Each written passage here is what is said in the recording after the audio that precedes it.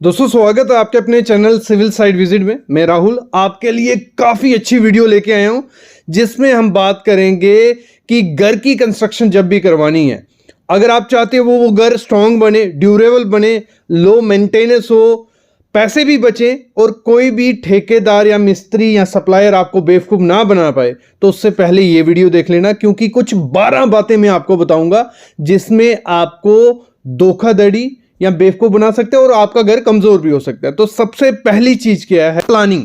और कभी भी अपना घर जब आपको बनाना है तो ठेकेदार पे मत छोड़ दो कि वो डिसाइड करेगा कि कैसा प्लान रहेगा, कैसा स्ट्रक्चरल डिटेल रहेगी, जहां वास्तु इंटीरियर, उस पे मत छोड़ो। पहले तो सबसे पहले होता क्या है, स्टेप क्या होता है जब भी घर की कंस्ट्रक्शन करवानी है? पहले तो अपना माइंडसेट बना लो, फैमिली के साथ बैठो कि आपको चाहिए क्या, मतलब रूम चाहिए, ऐसा रूम चाहिए। फोटोज आजकल अवेलेबल हैं, पिंटरेस्ट है, यूट्यूब है, हर जगह फोटो मिल जाते हैं, आपको आइडिया मिल जाएगा कि आपको ऐसा रूम चाहिए, यहाँ वार्डरोब चाहिए, यहाँ मेरी डबल हाइट होनी चाहिए। थोड़ा थोड़ा आइडिया आपके पास हो गया। उसके बाद क्या करो, आप एक फर्म के पास जाओ, किसी इंजीनियर के पास मत जाओ, एक फर्म के पास जाओ। फर्म क्या होगी? जिसमें सारी चीज़ें होती हैं। वहाँ एक इंटीरियर डिज़ाइनर भी होगा, आर्किटेक्ट भी होगा, स्ट्रक्चरल इंजीनियर भी होगा। तीनों, मतलब जो फर्म 10-15 साल से काम कर रही है उनके पास ये तीनों होते हैं। सबसे पहले बैठना है इंटीरियर डिज़ाइनर के पास, उसको अपना कॉन्सेप्ट समझाना है कि मेरे को ऐसा रूम चाहिए जिसमें ये वार्डरोब होगी, ऐसा बेड होगा, ऐसा पेंट होगा, ऐसी एलिवेशन होगी। वो समझ गया। वो इंटीरियर डिजाइनर क्या करेगा? फिर आर्किटेक्चरल से बात करेगा। आर्किटेक्ट क्या करेगा? पूरी उसको शेप देगा कि कैसा कैसा कहाँ होना चाहिए और स्ट्रक्चर दिखना कैसा चाहिए, वो उसमें हेल्प करेगा। जब वो स्ट्रक्चर रेडी हो जाएगा, फिर जो स्ट्रक्चरल इंजीनियर होगा फिर वो डिसाइड करेगा बीम में कौन सा सरिया, कॉलम में क्या सरिया, कहाँ डक्ट, कहाँ विंडो, कहाँ डोर, कहाँ एलिवेशन में बाहर प्रोजेक्शन निकालनी है, वो सब चीज़ें। मतलब ये पूरा प्रोसेस होता है। गलती कहाँ होती है? हम लोग क्या करते हैं, किसी एक सिविल इंजीनियर के पास चले जाते हैं कि हमें नक्शा बनवाना जी। नक्शा क्या बनवाते हैं? वो आपको एक प्लान रेडी करके दे देते हैं, बस जहाँ पे ये रूम है, ये रूम है, ये रूम है, ये चीज़ें। वहाँ कुछ नहीं होने वाला। हमेशा जब भी अपना घर की प्लानिंग करनी है तो ये स्टेप रहते हैं, पहले खुद प्लानिंग करो, फिर इंटीरियर डिज़ाइनर के पास जाओ, फिर आर्किटेक्ट और स्ट्रक्चरल इंजीनियर उसको शेप दे देगा। इस पूरे प्रोसेस में ज़्यादा खर्चा नहीं होता है। लगा लो बेसिक अगर 1000-2000 स्क्वायर फीट का घर है तो 30 से 40 हज़ार रुपये में ये काम अच्छे से हो जाता है और आपके घर में वहाँ पैसे भी बचते हैं, वेस्टेज भी नहीं होती है कोई ना। बाद में तोड़ फोड़ करनी पड़ती है कि यहाँ मेरे को वार्डरोब चाहिए थी, यहाँ डोर चाहिए था, तोड़ फोड़ की भी कोई ज़रूरत नहीं पड़ती है। बेस्ट तरीका होता है पैसे बचाने का भी और एक अच्छा स्ट्रॉन्ग घर बनाने का, अगर इस तरीके से जाते हो। और अगर साथ ही साथ अगर आप चाहते हो कि आपका घर वास्तु के हिसाब से बने तो वास्तु के लिए अलग, मतलब अलग आपको वास्तु कंसल्टेंट से मिलना पड़ेगा, वो उस हिसाब से गाइड करेगा। तो मैं तो रिकमेंड यही करता हूँ, जब भी नक्शा बनाओ तो मैं बोलता हूँ ऐसे आर्किटेक्ट से बनाओ। पहले तो उसके फोटो वीडियोस वगैरह देख लो कि उसने क्या काम किया, तो वहाँ से आइडिया लग जाता है कि आपका कॉन्सेप्ट वो बना पाएगा नहीं बना पाएगा। और फिर उसके बाद क्या करो, उसको काम दो। और मैं बोलता हूँ मिनिमम 10 से 15 साल जो पुराना है और उसका काम आपने देखा है तो उसी को काम देना। किसी सिविल इंजीनियर के पास मत चले जाना जो अभी 1-2 साल या 3 साल जिसको हुए हैं, तो वो भी अच्छा काम करते हैं, क्योंकि अगर सीख के आएंगे तो अच्छा काम देते हैं। लेकिन एक बार ज़रूर फोटो वीडियोस देख लेना कि उनका काम कैसा है। उसके बाद हर एक सिविल इंजीनियर, हर एक आर्किटेक्ट एक जैसा काम नहीं कर सकता। जो आपकी डिमांड है एक बार आपको उसको क्लियर करनी पड़ेगी, जहाँ उसका आपने काम देखा होना चाहिए। अगली चीज़ क्या होती है, जब भी घर की कंस्ट्रक्शन करवाओ, जो आप स्ट्रक्चरल डिटेल लेते हो बिना सॉइल टेस्टिंग के वो पॉसिबल ही नहीं है, क्योंकि वो अज्यूम करके चलेंगे और आपका घर कमज़ोर बन जाएगा। जब भी घर की कंस्ट्रक्शन करवानी है सॉइल टेस्ट मस्ट करवा लेना। उससे 3-4 चीज़ें पता चलती है। एक तो लोड बेयरिंग कैपेसिटी की, आपका जो स्ट्रक्चर बनेगा उसमें बीम, कॉलम, स्लैब कैसी होनी चाहिए कि आप फ्यूचर में अर्थक्वेक भी आए तो आपका घर गिरे नहीं। वहाँ फाउंडेशन कौन सी आएगी, राफ्ट फाउंडेशन आएगी, पाइल होगा या क्या होगा, सब चीज़ें सॉइल टेस्ट में क्लियर हो जाती हैं। इवन टर्माइट की ज़रूरत है, एटीटी करवाने की ज़रूरत है, सब चीज़ें, मतलब सॉइल टेस्ट आपको करवानी ही करवानी है। देखो अगर एग्जांपल ले लेते हैं, 24 न्यूटन पर mm स्क्वायर से अगर कम आती है सॉइल स्ट्रेंथ तो आप वहाँ पे राफ्ट या फाइल फाउंडेशन देनी पड़ती है, मस्ट देनी पड़ती है। अगर 24 न्यूटन पर mm स्क्वायर से ज़्यादा होती है तो वहाँ नॉर्मल कॉलम या फुटिंग चल जाती है। तो सॉइल रिपोर्ट बहुत इंपॉर्टेंट होती है कि आपकी कितनी स्टील क्वांटिटी लगेगी, कितना कंक्रीट लगेगा, कॉलम साइज़ क्या होगा। उससे होगा क्या, प्रॉपर तरीके से फिर कॉलम साइज होंगे, कंक्रीट प्रॉपर लगेगा, स्टील प्रॉपर लगेगा, पैसे भी बचेंगे और एक घर एक स्ट्रांग बनेगा कि फ्यूचर में अर्थक्वेक भी आ जाए तो आपका घर खड़ा का खड़ा रहे, क्रैक्स या गिरे नहीं। अगली चीज क्या होती है, जब भी घर की कंस्ट्रक्शन करवानी है मटेरियल क्वालिटी मस्ट चेक करके ही लगाना। 3 चीजें होती हैं हमारे घर में, एक ईंट होती है, रेत होती है, बजरी होती है, सीमेंट होती है। ये 3 से 4 चीजें अच्छी लगेंगी तो घर स्ट्रांग बनने वाला है। सबसे पहली चीज जो ब्रिक आपको लगानी है, हमेशा कौन सी लगानी है, जिसमें आप दोनों ब्रिक को एक साथ लगाओ तो उसमें मेटालिक साउंड हो, टक टक जो आवाज रहती है ना, जैसे लोहे को टकरा रहे हो। और जो जब बिल्कुल रेड सी येलोइश होती है वो फर्स्ट क्लास ब्रिक होती है, ठीक है, थोड़ा येलोइश ग्रेइश फील उसमें मिल रहा है। और जो रेड ब्रिक होती है वो सेकंड थर्ड क्लास की होती है। और अगर 5 फीट से आप ब्रिक को नीचे फेंकते हो, अगर वो टूट गई तो उसको रिजेक्ट कर लो, मत लगाओ, बाद में दिक्कत आएगी।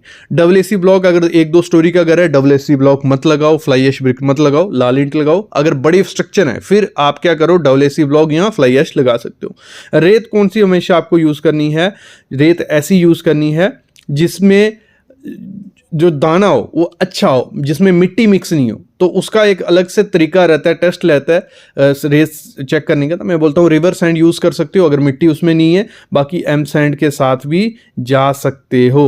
उसको एक बार हाथ में रब करके देखना, कोई भी सैंड होगी, अगर हाथ में मिट्टी लग रही है, नीचे गिरा के मिट्टी लग रही है, उसको एकदम से रिजेक्ट कर दो। जो आपको बजरी लगानी है, जो आपको एग्रीगेट लगाना है, वो मिट्टी वाला नहीं लगाना है। एंगुलर मत लगाना, जो ऐसे शेप होती है ना एंगुलर, मतलब कोने निकले हुए हैं, वो वाले मत लगाने हैं, राउंड वाले लगाने हैं। और एक बार अगर उसको धो देते हो, मतलब जैसे आपका एग्रीगेट घर पे आया, उसको पानी मार दो, उसमें से जो मिट्टी होगी वो निकल जाएगी। सीमेंट क्या करना है, सीमेंट आप कोई भी कंपनी का लो, 3 महीने ज़्यादा पुराना नहीं होना चाहिए। और हमेशा क्या करना है, बायोरेटर और मिक्स प्रॉपर करोगे, सीमेंट कोई भी लगाओ अच्छा ही रहता है। तो मैं तो बोलता हूँ ACC गोल्ड लगा लो, श्री कंपनी का भी अच्छा है और अंबुजा का भी अच्छा है, ये लगा सकते हो, कोई दिक्कत नहीं है। अगली चीज़ क्या करनी है आपको, हमेशा कहाँ दिक्कत आती है वो होती है कंक्रीट ग्रेड और स्टील में। पहले हम समझते हैं कंक्रीट ग्रेड। जो कंक्रीट होता है ग्रेड हमारा वो बहुत इंपॉर्टेंट होता है। हमेशा अपने घर में क्या करना है, आपको M25 लगाना है ग्रेड। अगर M25 लगाते हो तो अच्छे से स्ट्रेंथ आपको मिलेगी। लेकिन कॉन्ट्रैक्टर क्या करते हैं, M20 ग्रेड से शुरू करते हैं, जब उसको बनाते हैं प्रॉपर मिक्स नहीं होता है तो उसकी स्ट्रेंथ हमें 15-16 भी नहीं मिलती है, तो वो नहीं है। बेसिक स्टैंडर्ड होता है M20, उससे अच्छा है कि आप M25 लगाओ। RMC मिलता है अगर आपके एरिया में तो बेस्ट चीज़ है, क्योंकि वो प्रॉपर क्वालिटी का कंट्रोल रख के आपको कंक्रीट बनाएंगे। लेकिन ठेकेदार जब बनाएगा तो वो तो चलो थोड़ा ध्यान देगा, लेकिन जो मिस्त्री मिक्स कर रहे हैं या कुछ हो रहा है तो वहाँ दिक्कत रहती है। आपकी स्लैब है, फुटिंग है, कॉलम है, तो M25 ग्रेड से कम मत यूज़ करो। तो अगर स्टील की बात करें तो अराठी लगाओ, टाटा लगाओ, जिंदल लगाओ, कोई भी लगा सकते हो अगर 2-3 स्टोरी का घर है, सेकेंडरी प्राइमरी कोई भी स्टील। बस ग्रेड का ध्यान रखना, 500 से लेके 550 तक का वो ग्रेड होना चाहिए, उससे कम का ग्रेड आपको नहीं लगाना है। और रस्टेड, जिसमें देखो रस्ट लगी हो, बिल्कुल ब्राउन जो हो गया हो स्टील, उसको मत लगाओ, क्योंकि वो कंक्रीट के साथ बॉन्ड नहीं बना पाता है। आपको क्या करना है, आपको ऐसा स्टील लेना है जो क्या हो, थोड़ा ग्रेइश कलर का हो, तो उस तरीके से आप जा सकते हो। अगली चीज क्या करनी है आपको क्यूरिंग करनी है प्रॉपर। अगर आप गर्मियों में करवा रहे हो तो मैं बोलता हूँ 12 से 13 दिन रखो। अगर सर्दियों में 10 दिन उसकी तराई करनी ही करनी है। और गर्मियों में 3 टाइम करनी है, सुबह, दोपहर, शाम को। और विंटर में सुबह शाम करोगे चल जाएगा। इससे क्या होगा, जो क्रैक्स आते हैं स्लैब में वो क्रैक कभी नहीं आएंगे। और अगर कॉलम वगैरह है तो गन्नी बैग से ढक के उसको रखो। जो ब्रिक वर्क करना है तो उसमें 4 इंच की दीवार जो रहती है, उसमें जो मसाला बनेगा उसमें 1:4 का मोटार आपको डालना है। कितना, 1:4 का। अगर 9 इंच की दीवार है तो वहां पे आप 1:6 या 1:5 का बना सकते हो। तो ये चीज़ भी करनी है। और जब कॉलम आपका बन जाए उसको खोल के उस पर हाकिंग कर देना, थोड़ा टाचा जैसा मार देना है। प्लास्टर आपको कैसे करना है, बाहर का प्लास्टर 1:4 से करना है। 1:4 क्या बोल रहा हूँ, 1 बैग अगर सीमेंट डाल रहे हो, 4 बैग आपको सैंड डालनी है। तो उसका जो मिक्सचर बनेगा उस मोटा, उसको उससे प्लास्टर करना है। अंदर का 1:5 का करिए, कोई दिक्कत नहीं है। और प्रॉपर क्या करना है, क्यूरिंग करनी है। जैसे आपने प्लास्टर लगा दिया, उसके 10 घंटे बाद तराई मारना उसकी शुरू कर दो। और जब स्लैब की कास्टिंग होती है उसमें भी काफ़ी चीज़ें आपको ध्यान देनी है। जब स्लैब की कास्टिंग हो रही है, जो गैप्स होते हैं उनको फिल कर लो। वहाँ से कभी भी गैप नहीं रहना चाहिए, स्लरी नीचे आ जाती है, कंक्रीट वीक हो जाता है। तो प्रॉपर है, टेप लगा दो, टेप लगा दोगे तो अच्छा है, नीचे स्लरी नहीं जाएगी। स्लरी क्या हो गई, आपका जो सीमेंट होता है पानी के साथ नीचे निकल आता है। या तो पॉलीथीन लगा सकते हो तो वो भी बेस्ट रहेगा। और जब भी कंक्रीट करो, मतलब जो कोल्ड जॉइंट होता है वो मत छोड़ो। कोल्ड जॉइंट क्या हो गया, आपने एक जगह कंक्रीट करना शुरू किया तो उधर छोड़ दिया, 2-3 घंटे बाद दूसरी जगह से शुरू कर दिया, तो वो जो कोल्ड जॉइंट होगा वहां से लीकेज गारंटी होनी है। जहां एक दिन स्लैब भर दी फिर आधी स्लैब दूसरे दिन भरी, वहां पे गारंटी होनी है। हमेशा जब भी कंक्रीट करना है तो प्रॉपर एक जगह से शुरू किया, उसको कंटिन्यू चलाना है, कभी भी स्लैब को बीच में नहीं छोड़ना है। और पॉसिबल है तो कंक्रीट जब बनाओ तो उसमें वाटरप्रूफिंग केमिकल डाल दो। डॉक्टर फिक्सिट का आता है LW+, वो डाल दीजिए, वो भी बेटर है। बाकी और किसी कंपनी का मिलता है वो भी लगा सकते हो। हर जगह यहाँ वाइब्रेटर मारना है आपको, 15 से 20 सेकेंड उसको रखने हैं, निकालना है, डालना है, उससे आपका कंक्रीट प्रॉपर सेट होगा। और जो भी पाइप रहेंगी बॉटम में, ठीक है, उसमें प्रॉपर से उनको सही तरीके से लगाना है कि वो टूटे नहीं। अगर आप चाहते हो कि बाद में कंफ्यूजन ना हो कि मेरे फ्रिज का पॉइंट यहाँ हो गया, मेरे एसी का ड्रेन यहाँ हो गया, टीवी का यूनिट का स्विच यहाँ नहीं है, तो उसके लिए इलेक्ट्रिक लेआउट ले लो। मैं बोलता हूँ वो मस्ट लिया करो अपने घर के लिए। उससे क्या होता है, कम स्विचेस भी लगते हैं, प्रॉपर पॉइंट्स भी होते हैं।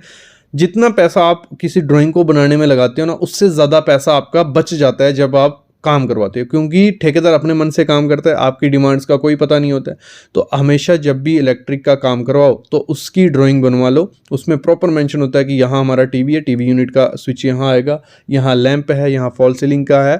तो ठेकेदार अपनी मर्जी से नहीं करता है। नहीं तो ठेकेदार क्या करते हैं, पॉइंट बढ़ाने के लिए, क्योंकि इलेक्ट्रिक का उनको अलग से पैसा मिलेगा, तो पॉइंट बढ़ाने के लिए एक्स्ट्रा पॉइंट भी दे सकते हैं। और अगर फुल मटेरियल किसी ठेकेदार को काम दिया है तो कम से कम वो पॉइंट देगा। तो अगर आपकी जो रिक्वायरमेंट होगी वो ड्राइंग वाले को पता होगी तो वो आपको प्रॉपर से बताएगा कि यहाँ इतने स्विच होने चाहिए, यहाँ इतनी लाइट, तो वो मस्ट बनाओ।